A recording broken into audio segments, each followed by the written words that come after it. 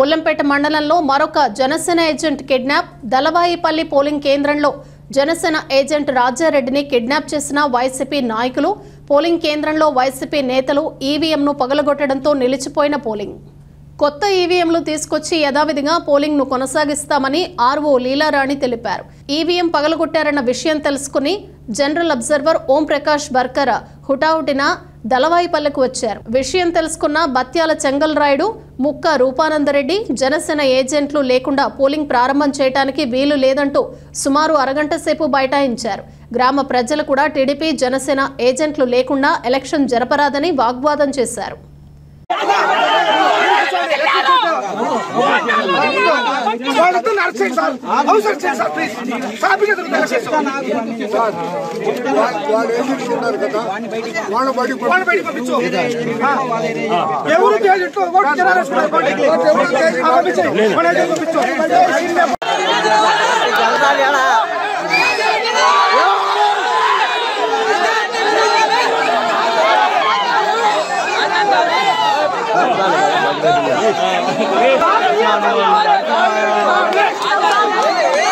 మేము వెనక పక్క నుంచి రాళ్ళతో కొట్టి వెనక కార్లు ఇచ్చిపెట్టేసి కనుక్కొని పోయి అద్దాలు పగలగొట్టుకుని దాటుకోమన్నాడు ఏజెంట్.